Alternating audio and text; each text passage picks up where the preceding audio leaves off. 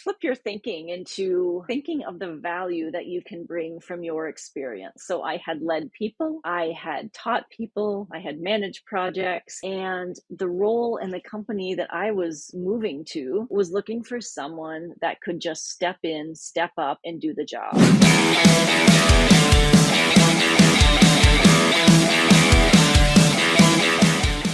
Hey Lee, welcome to the show. Hi, thanks for having me. Yeah, we've known each other for a couple of years now on LinkedIn, and I I'm actually shocked that I never actually asked you to come on my podcast. So I needed Well, some hey, content and decided to reach out to you at that time. yeah, better late than never. And 2 years on LinkedIn is like a lifetime. So it's good to be connected to you. Absolutely, and this is actually our first conversation in person. We've like commented on each other's posts or DM each other, but we never actually had a proper conversation. And what a good way to start having our first conversation by making a podcast recording. Yeah, definitely. Looking forward to it. So the reason why I wanted you to come on my podcast is you're a career coach like yourself, like myself, and you help people transition into a different field. Your specialty is helping educators, whether it's higher ed or teachers in like the public school system, as an example, transition into corporate. Before we dive into that topic, why don't you tell us more about your experience and expertise in this field, and what made you decide to focus on this niche and help these people get into corporate? Yeah, thank you. Well, my background is education. So for 15 years, I worked in higher education in particular as an administrator and as a professor. And I taught mostly education majors, so teacher candidates. And I have a special place in my heart for teachers and educators. But about 3 years ago, I decided to step away from my career in higher education and transition to the corporate world. And in my about 10 years of my higher ed experience was actually as a manager. And so I hired a lot of people, promoted a lot of people, had to let people go as well. But I learned a lot from that experience. And I found that I really enjoyed helping to mentor the next generation of education leaders. And so when I made that transition into the corporate world, into corporate finance, which is a totally different environment, I missed that connection and that supportive mentor role that I had played. So I decided to continue that in a career coach role. So now I help educators across the US, across the globe, really, to make their own transitions. And I leverage the experience that I had to help others. So, what are the common reasons why an educator wants to transition out of education and into corporate? Sure. Well, in the past couple of years, you can definitely attribute a lot of that to the pandemic. A load of extra work was added to educators' plates in transitioning to at home learning or virtual learning. And, people have this misconception that teaching in particular is from the hours of 8 to 3 or 8 to 4, whatever it is, and then they have summers off. And the reality couldn't be further from the truth that educators work year round, they work very long days. So, they're burnt out from the work, stressed out. The pay, depending on where you're at, is not always related to the level of experience or the time that you invest into the career. So those are the top reasons that I find people are looking to make a change. Yeah, you make a good point about like teachers just work like 8 to 3 or 9 to 4, and then they get summers off or weekends off. But there's obviously other things behind the scenes. For example, like creating the curriculum for the year, right? Or the semester. Another Yeah, example is they still have to like create the test or mark the tests. And then yeah. in terms of summer, what do they do during summer? Is it more like improving their skill set for the next year? Yes, I mean, some teachers teach summer school, some are doing athletic programs, and others are just recovering from the year and then gearing up for another year. It's a really short turnaround time, and so if you're planning the upcoming year, you've got to start that pretty quick thereafter. So there's not a lot of rest or relaxation at all. Out of curiosity, in terms of like teaching various grades, whether it's like public school, kindergarten to like grade 12, and then university or college, what is the different skill set that an educator would need from Hmm. like public school to university college? Yeah, I think we're seeing similar skill sets needed across various levels, but I think the ability to deal with the emotional maturity in younger students is difficult. I mean, you've got kindergartners who are 5, 6, 7 years old, and they're coming to that environment sometimes for the first time, and so they're having to learn manners and rules and order. And so there's a lot of development in those early years in primary education that teachers are really working on social skills, emotional behavioral skills, at the same time that standards are being set for curriculum and learning and outcomes.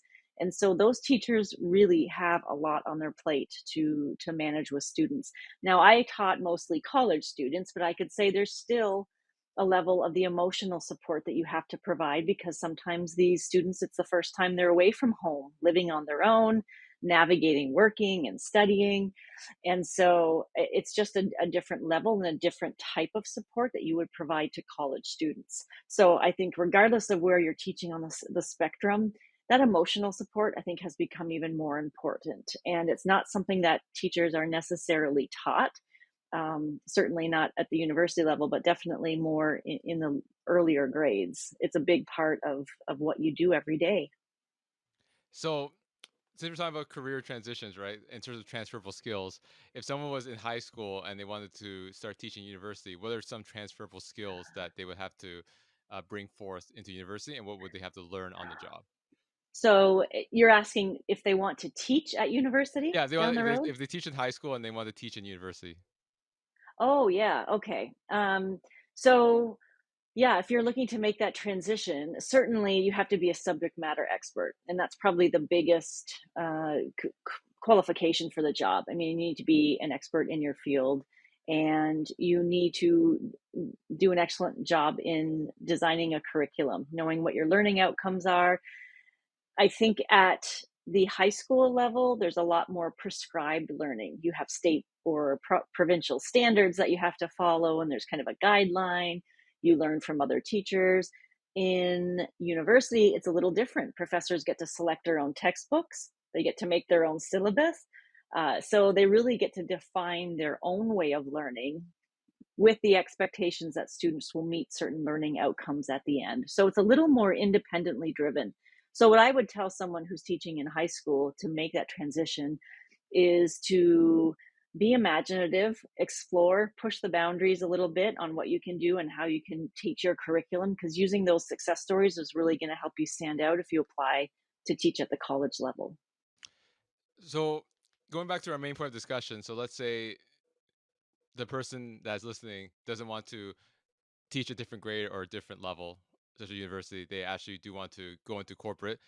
So you've, at the beginning of the discussion, highlighted why people want to leave education into corporate. But what are some obstacles or roadblocks that they believe they have when it comes to making that jump?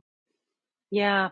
I think the biggest one that I see is people think, all I've ever done is teaching and that's all I know, without breaking that down into what are some of the great skill sets that you have: people management, time management, the curriculum development, the public speaking, the presentation, the critical thinking. I mean, project management, all of those are aspects of teaching that you can apply in a corporate role. But I think teachers sometimes struggle to communicate or tell their story and how they can do these different roles. The other piece that I see also is not knowing what opportunities are out there. If you've been in education for a long time, it's really hard to know what a corporation offers, and I think that's another roadblock that I help people cross, is to think of all the things you're good at and then identify the roles that might fit that skill set. Speaking of skills that you're good at and what roles that they'd be good at, what are some common roles that teachers slash educators should focus on when it comes to moving into corporate? I mean, I think there's a lot of opportunity, but the most common roles that I see our teachers transition into are either customer service, customer support, customer success. Another area is project management. I would also say that instructional design or learning and design is another area. Human resources, training and development, all very much have a very similar skill set to what the teaching profession does. This brings me to another point in terms of like trying to transition. The For what I'm trying to say is, if you're working a corporate job, you can leave anytime. You can give 2 weeks notice. But in terms of a teacher, it's from September to June or July. You can't just quit mid-year. I'm assuming, right? So how does that work in terms of transitioning? Do they have to take a year off and then apply, or how is the logistics of that? Yeah, I think it's a little more difficult to transition in the middle of the school year. It certainly has been done and can be done, but I see most teachers waiting until the end of either the fall semester or first semester or the spring semester. And I encourage teachers to start that planning early. If in September you're teaching and you decide you want to transition out of the classroom, that's the time to start working on it. It may take a few months for you to get everything together, to identify those roles and apply for those roles, or you may have a longer term where you're identifying the end of the school year as a time to transition. And so the only thing that I would say is that try to take some time out to plan for that in advance. You'll be less stressed out and there'll be more opportunity for you to find the role that you're really interested in. Career transitions, as you know, don't happen overnight. So what's the timeline that you recommend educators to plan for so they don't Yeah. get disappointed too soon? Yeah. So right now, in the U.S. at least, the Department of Labor suggests that a job seeker will take 5 months to find a new job, and so that is on average. And so what I tell teachers is, I think 6 months is a great time frame. Now that may sound very long, but I'm talking about starting off from the very beginning. You're creating a resume that works for the corporate world. You're creating your cover letter. You're making sure your LinkedIn profile is up to date. You've got those foundational pieces. Then you start doing your research on what jobs you're interested in or what companies you're interested in. And then you start applying. And then you've got the interview process and then the offer. So I don't think it's unreasonable. I know some teachers are wanting to transition sooner, and that's certainly possible. It's about how much time you can really devote to that process. So speaking of resume, cover letter, LinkedIn profile, so we're both career coaches. We understand that these are the fundamental documents of any job search. So how does one, how does an educator craft a resume that speaks that corporate lingo that connects the dots? Because again, like Yeah. if you're a teacher, the main things is that you teach a class of 30, 40 people. These are the grades that you teach.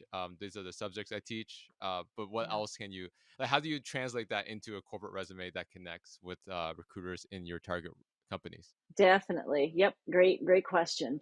One of the things I ask to for my clients to do is to look at job descriptions that they're interested in. Maybe they want to be into customer success. Maybe they're looking in instructional design.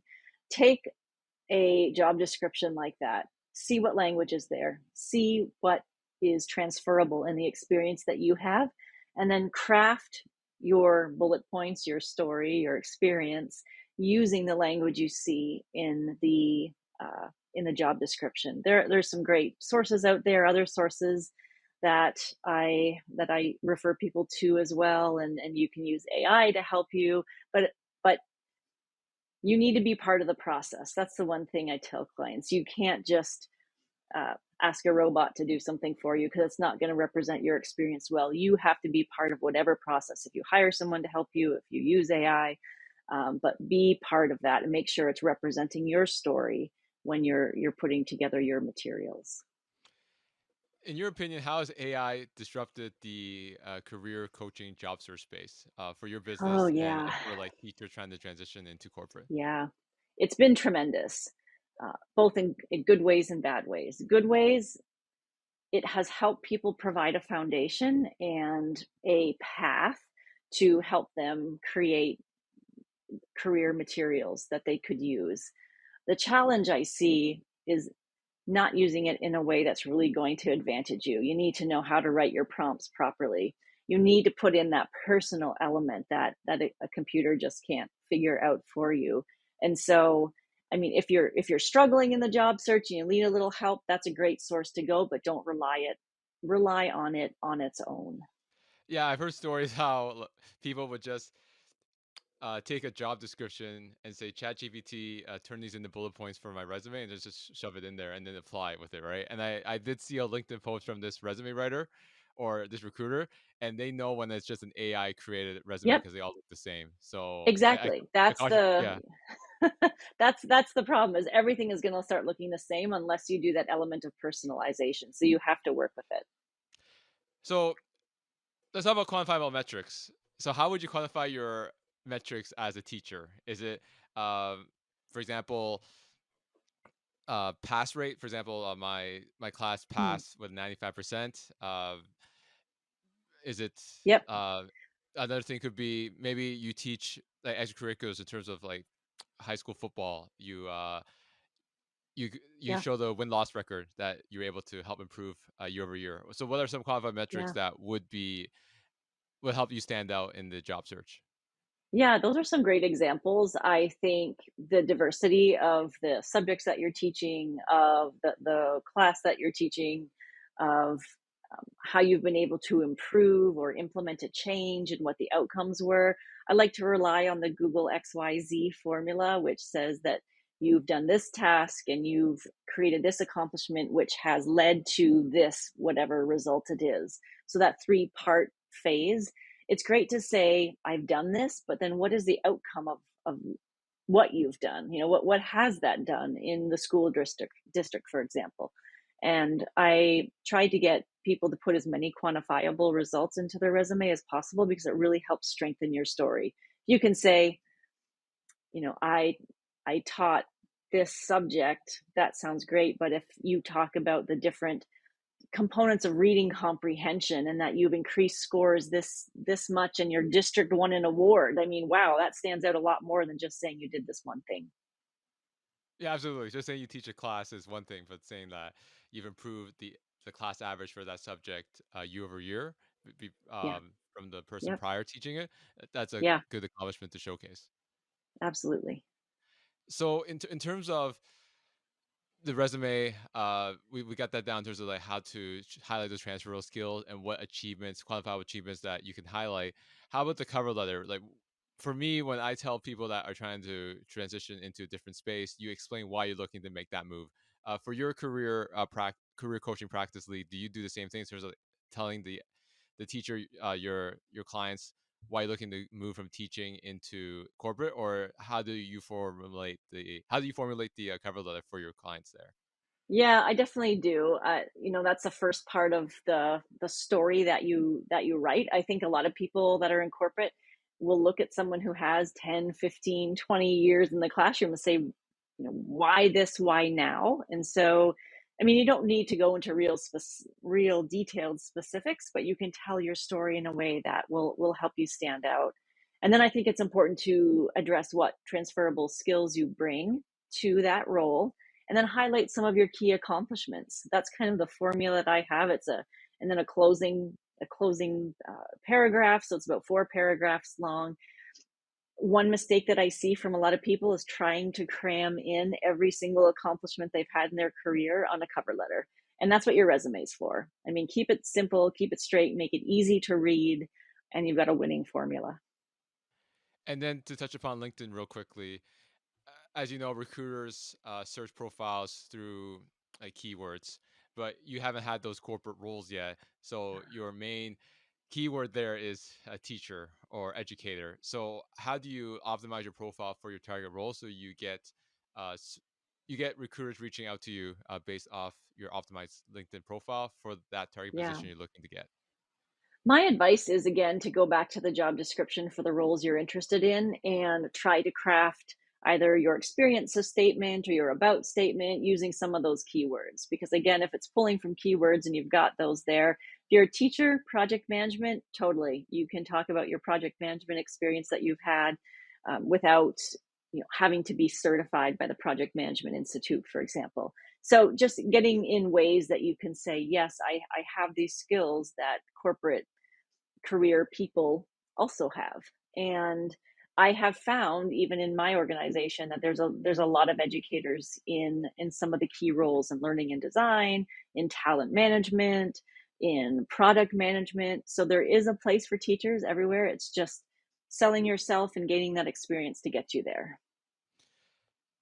For you, when you help educators transition to corporate, is networking a huge thing in your coaching curriculum, or if the Yeah. educator is more comfortable applying line, you're able to steer them towards that direction? I always encourage them to do as much networking as they're comfortable with. Sometimes I push people to get out of their comfort zone, but I think it comes to a combination of both. Of you can still get a job by applying into the black hole of job applications and submitting that works for some people. Other people, like myself included, my last three roles were through referrals, and so I think that there's a place on that continuum for wherever you're comfortable. But I always encourage people to try the networking aspect, if nothing else, to learn about the role you're interested in. And you don't have to make a big ask of people, it's just learning more. So we've given some tips in terms of the resume, cover letter, and LinkedIn profile. From your experience, I'm assuming these educators that reach out to you have tried the job search on their own for a little bit, and then they reached out to you for additional assistance. What are some common mistakes that you have um, that you've learned from talking to these teachers? So the people who are listening right now who are in the education space don't make the same mistakes and speed up their job search a bit. Yeah, sure. The first one probably is using your teaching resume, especially if you're transitioning into the business world. I've had clients who've had 5+ pages of resumes, and I don't think there's a specific formula, but if you can get it to two, that's awesome. And so I work with a lot of educators who use that same education focused resume, which could be improved significantly for certainly for the corporate world. I think another perhaps stumbling block is just applying to everything and anything. I really encourage people to niche down, to target your roles, because then you'll have targeted materials and you won't have to rewrite a resume and cover letter as significantly as you would for any role that's out there. And I think that's kind of when desperation sets in and you just want out. What I tell people is figure out what you want to work towards. It's a much better way to focus your efforts. And so those two things probably are the biggest challenges I see that teachers are having in the job search. And now let's move on to the interview phase of the job Mm, search. So I'm assuming some teachers that you work with have imposter syndrome because these recruiters, hiring managers will start asking very technical questions about their like field, whether it's project management or customer success. So they might feel intimidated by these types of questions. So, what is your advice and strategies when you work with these teachers to make them more yeah. confident in their skills and abilities? Yeah, definitely. Well, I always start with going through the basic questions. Why are you interested in this role? What skills and experience do you bring to this position? What are your strengths and weaknesses? The standard questions that you typically will face. Now, you're not always going to be, there's going to be a lot of behavioral questions as well. How would you react to a situation like this? Or how would you handle that situation? But then one trick that I like to use is, again, take that job description and read through it and go line by line and challenge yourself to think of a story from your experience that you have that can address that particular experience. So when they say, have you used Articulate 360? That's something that instructional designers, learning specialists use.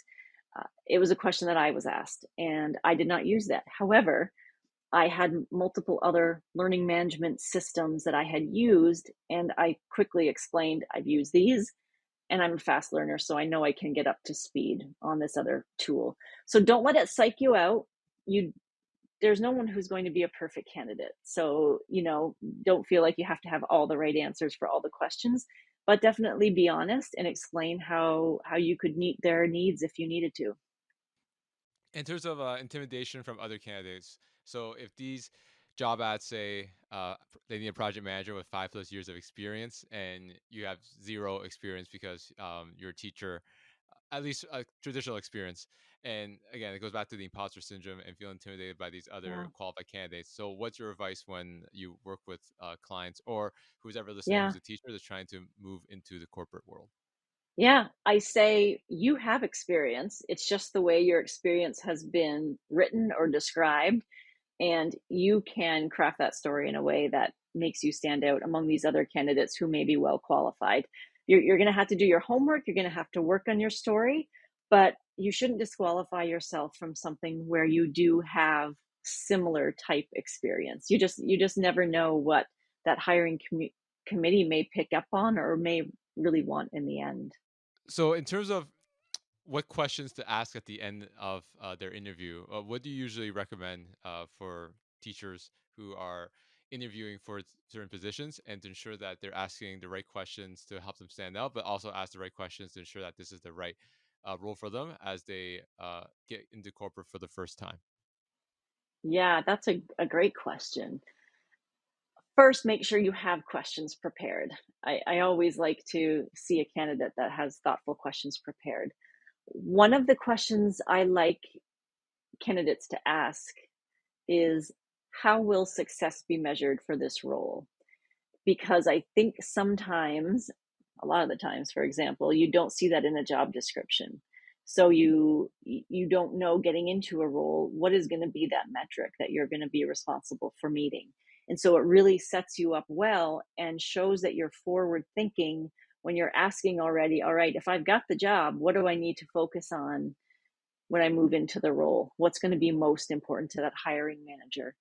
I also think questions about company culture are important. I don't think you always get the exact answer from the interview stage, but it is good to ask people for their opinion on what does the company value. What are the main goals of the company moving forward? So those few questions are really going to show you've put some thought into really being part of the team moving forward. Going back to what you said about like when's a good time to transition, because like you wouldn't do it during the school year, or you said people would finish a semester and then start looking. So one of the questions that recruiters ask is like, how early can you start? And there might be some, you might not be able to start away because you might be teaching class or finishing out a semester. So what's your advice there? Because some companies do, Hmm. they do want you as soon as possible. Yeah, that's a great question. Again, check out what your contract obligates you to. You want to be sure of that, first of all.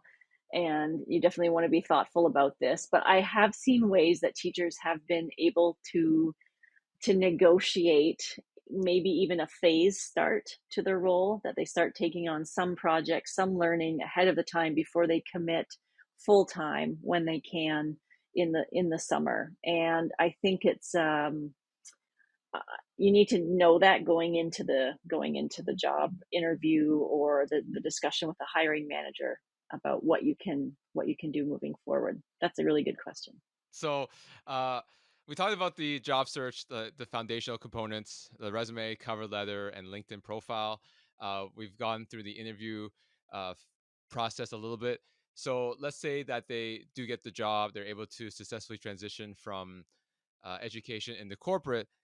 Now it's the first time they're in a corporate environment. So what are some shock yeah, what's something that's shocking for educators as they get into the corporate environment for the first time that you want to let people know that are listening, that are teachers, that they should be prepared for when they start working in a corporate environment? Oh yeah, you're definitely hitting the nail on the head there with a bit of culture shock. And I certainly went through that when I made my transition. Yeah, that was the word I was I looking think for. I couldn't figure it out.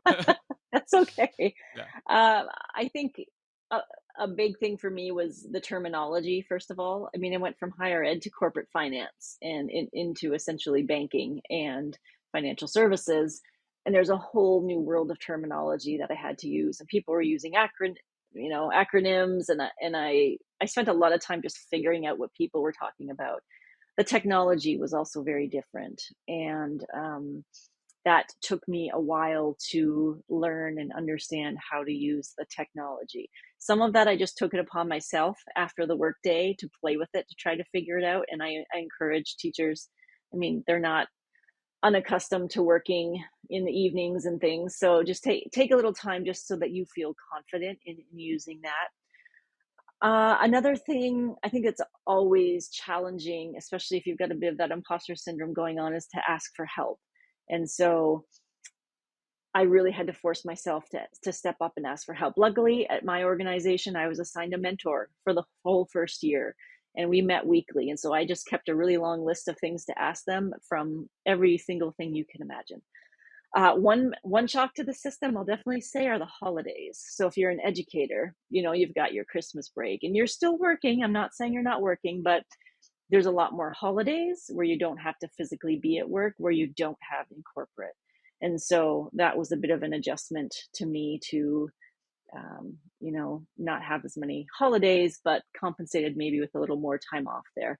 So it is just a different culture, and you just have to get used to it. And I think there's advantages and disadvantages one way or the other, but I'm pretty happy that I had both experiences, and now that I get the corporate opportunity.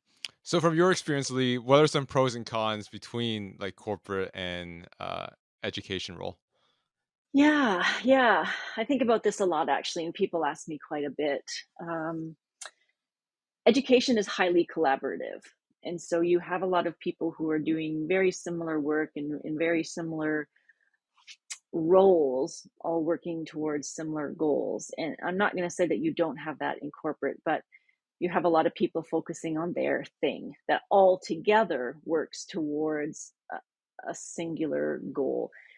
The corporate setting sometimes is much more sophisticated than education. So I work with financial systems engineers and product owners and project managers, where in education we had administrators, we had teachers, and that's kind of it. You were one or the other. And so just learning the roles and who's responsible for what is a little bit different. I think that another change is financial, and let's be honest about that one. Sometimes teachers aren't the best paid, and you're paid on what degree you have and how many years of experience you have. In my organization, we have people with no college degrees. We have 3 out of 2,000 people, including myself, who have doctorates. It doesn't Your pay does not get determined on what type of education you have. Very different than education. So that was something to be aware of as well. And gosh, the one advantage I think that corporate has is you have a lot more mobility, career mobility. And I've talked to teachers who have said this to me, is they've been teaching for a long time, and they don't see there's ever going to be an opportunity for them to be a principal of a school, for example. And maybe they're a little self-limiting in their beliefs, but the reality is there's one principal of every school. And so if you've got 50 teachers, you got a 1 out of 50 chance to be that principal. If you're in the corporate realm and you want to be an instructional designer, we have 10 of them. So, you've got a much better chance in getting one of those roles than you do maybe in being a principal. So I think there's just more opportunity to move around and do something different than there would be in the education realm. Have you ever worked with someone or know someone that tried corporate and actually decided they want to go back to teaching? And what was their reasons for that? Ah, yes, I do actually. Um, so yeah, I think it really depends on the corporation that you end up at. And this individual coming out of the pandemic was burnt out, stressed out, underpaid, and wanted to try something different and got into a corporate role that also made them work a lot, that stressed them out a lot, maybe that paid more, but didn't balance the burnout and the stress out that they had. And so they were willing to take the pay cut and to go back into something where they could better manage their role this time around. And I think when you leave a role, you have much more clarity on what it was that stressed you out than when you're in the moment. And so that teacher was able to say, all right, this is why education was so difficult for me. What can I do differently to make it a better situation going back to things? And so, and they did that. So I think it happens less frequently than the other way, but it does happen. So, in terms of 2023 right now, there's a lot of uncertainty with like the economy, a lot of layoffs, as you're aware. Do you think is a good time for a teacher to want to make the jump, or do you think that they should wait a bit until to see how this year plays out? What's your thoughts on that? Yeah, I think a lot of the layoffs are coming from a lot of the larger technology companies, and I think there's some industries that are certainly growing. There's a dire need of people to work in healthcare, and I'm not just talking about doctors and nurses. I'm talking about people that support healthcare in insurance and in a variety of different industries. So I think if you are willing to consider opportunities in a variety of different industries other than just tech and other than just your Facebook, Apple, Google, Netflix, then you definitely have an opportunity to find something. Certainly, competition is tough out there, but if you do a great job of selling yourself and your skills and you've got a network that you can rely on to support you, you'll have a really good chance. And the one thing I'd also say is look local, look around you. I know a lot of people really want those remote roles, and I think they're great. There's a lot of competition, and then you might be out missing something that's in your backyard. That's just an awesome opportunity. You make a good point in terms of like career transitions. Again, you can highlight the transferable skills as best you can, but if you're going for the most competitive jobs, whether it's tech or remote, you are going to have a harder time because the talent is just much Yeah, more fierce compared to, like you yeah, said, going local or going to a smaller company that doesn't have as much demand. At that point, yeah, it makes you transition into the corporate role much easier. yeah, for sure, definitely. So, again, Lee, I appreciate you taking the time to come on my podcast to discuss how you and how you've helped clients who are in the education space transition into corporate. So I'd like to end off my podcast with one last question I ask all my guests. So as you know, my podcast is about helping career professionals get to the next level by overcoming common challenges. So for you, in terms of your journey from the education space into corporate, what was one big challenge that you had to overcome to get to where you are today? Oh, great question.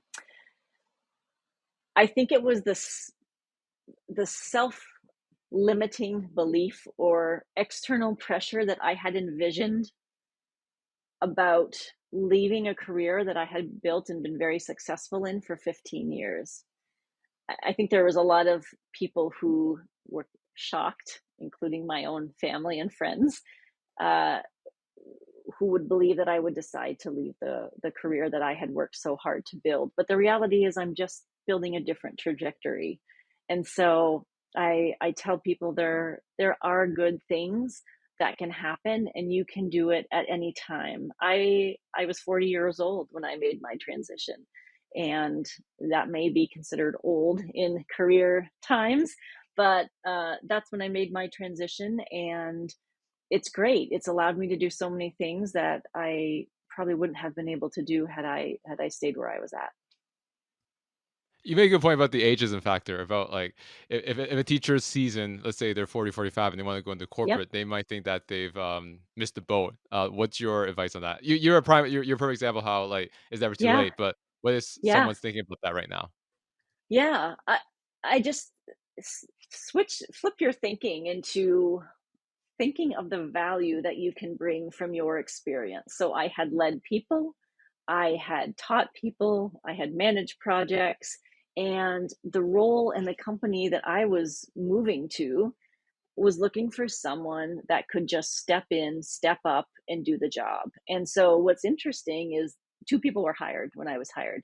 They hired someone who was very new with a master's degree, and then they hired me, who had a lot more experience. And, I had my doctorate at the time. And so, I think there is a place for everyone. It's just finding that right place. And there's going to be a lot of no's, but it only takes one yes. That's what you always hear. You might get a lot of no's, but you'll get that yes.